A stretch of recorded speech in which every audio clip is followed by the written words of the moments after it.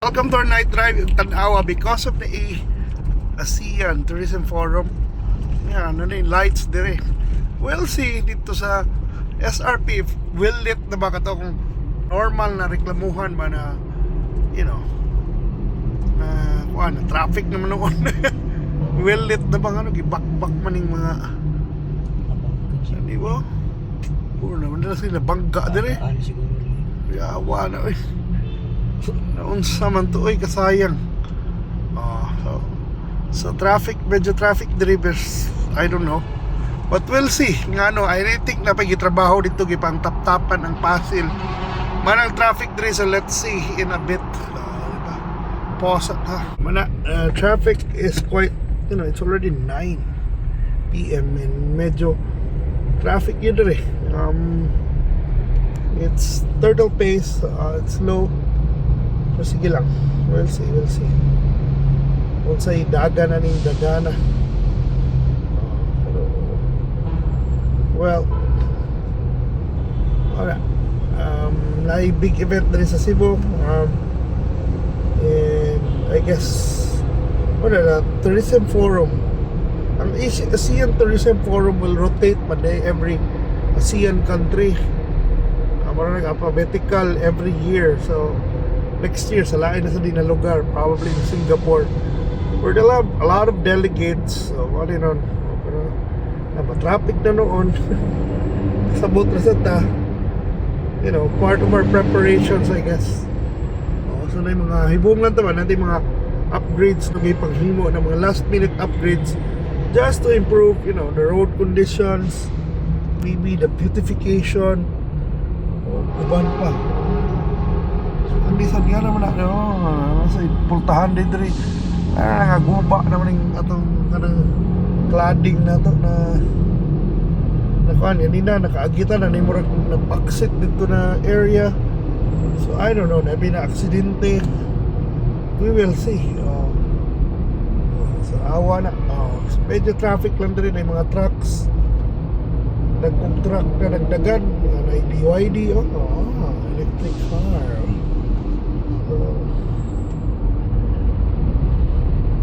What if low-bat na kaya? Na-stuck ka na rin ng traffic?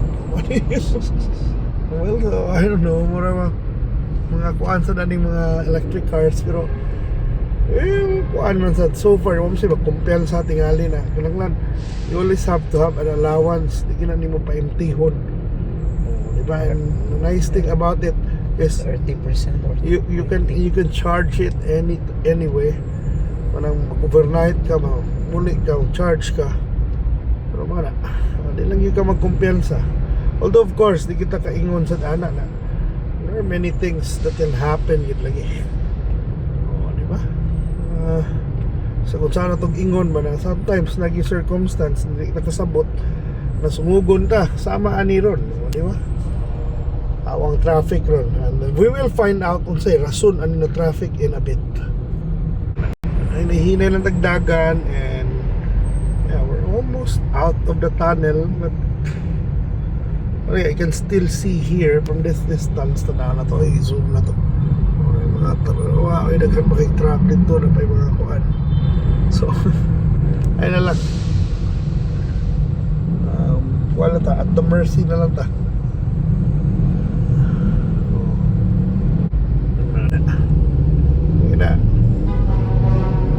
Hinay lang, wala pa yung mga motor, likado sa kanina, dakong truck. You have to be careful, especially kaya magagagmay motor. Yan, pilit ka sa truck o masangit ka, simbak po na lang mo sa'yo makakos sa aksidente or sa'yo ka ng uban mo standby o tubangan sa motor ay sa truck, hindi sila makitaan. Kita ka na siya suga din. Diba, maingon ko mo reklamo mo ko ng ngit-ngit ka ayo.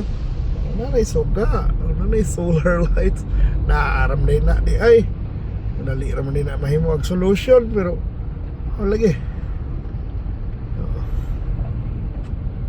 diba kita ka na diba, LED na, solar, LED diba, pero wala traffic lang yun doon ron lagi, we'll see. So, natas gawa sa tunnel, we have CCLX to the left, and running traffic to the right.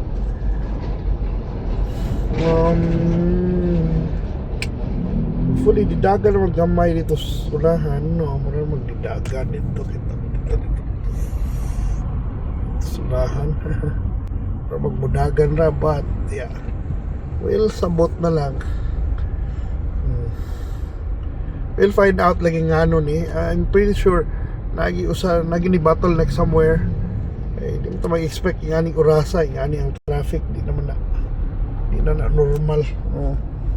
Why would people be out on the road at 9? Manicolor sa CCLEX.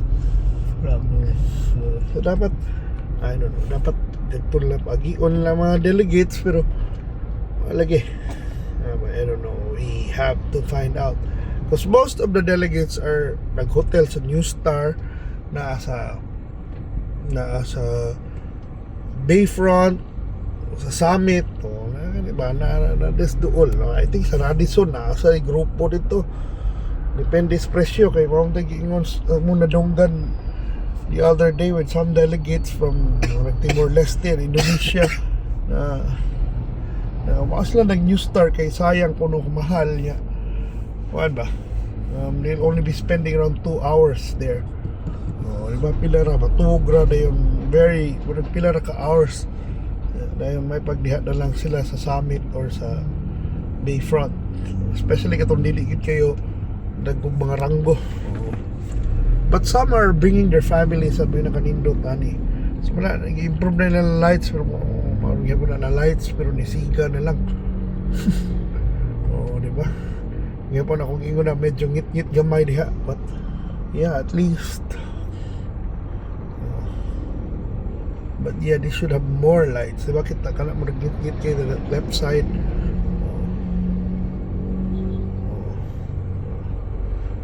So mana in a while makita na itong rason gano'n na ni bottleneck.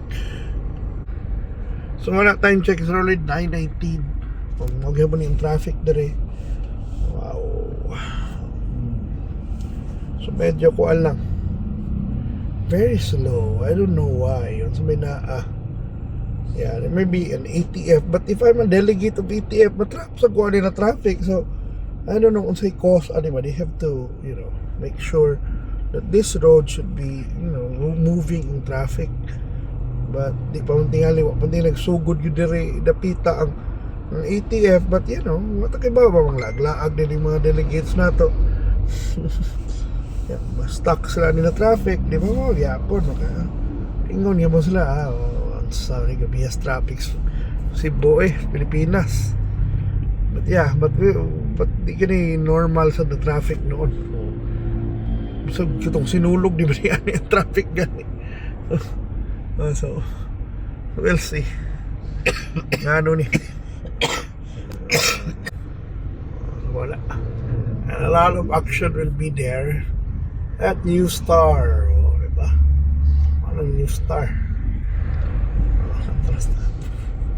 And this is the traffic going there.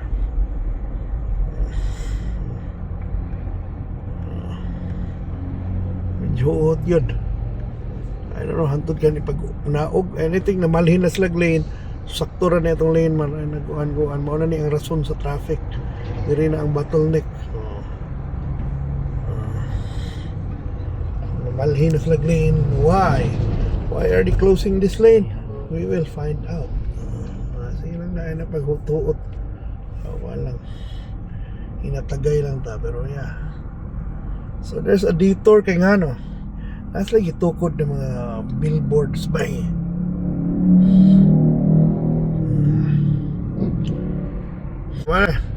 Wala na ron. Nasa lagi tapakan dere. I don't know, they don't want to see people. They don't want people to see Pasil. But yeah, but ito yung sila mga pagwapa. Cebu City 2035, sustainable, smart, and inclusive. So man lagi pambutang para sa lipda ng ang Pasil basically. Diba? Tukod pa sila nalighimo. So man yung traffic dire. That's the reason. That's the bottleneck, the cause of the bottleneck. Diba? kinahanglan man ta sustainable, inclusive ug smart ang Cebu City. Traffic tungod ra to. Okay. So now you get it. But wala akong ingon ba way suga oh. Sama ni.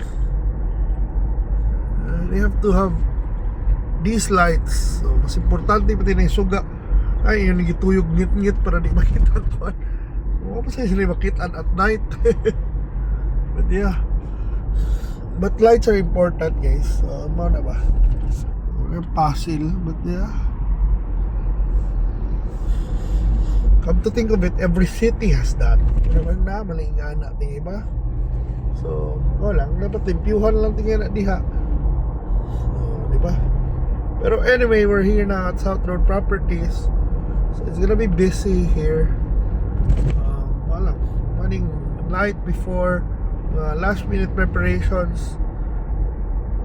Even so, ngayon lang tayo dito mo reklamo, ngayon lang tayo, we wish for the success of this event, you know, and put Cebu in a good light, that also in the end we want sales, di ba? Sales, kita sa travel exchange ba, hopefully there will be buyers, you know, buying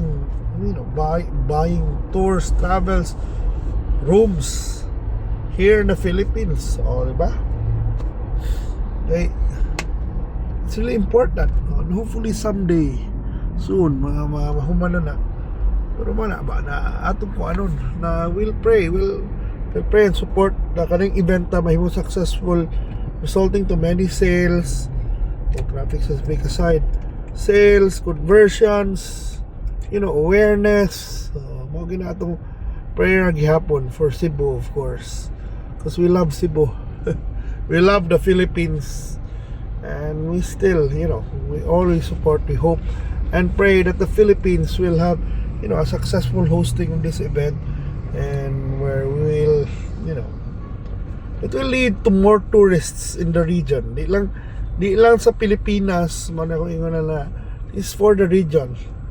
And I guess with this synergy sa ASEAN, we really hope and pray na okay ang tanan. Thank you so much for watching. Bye.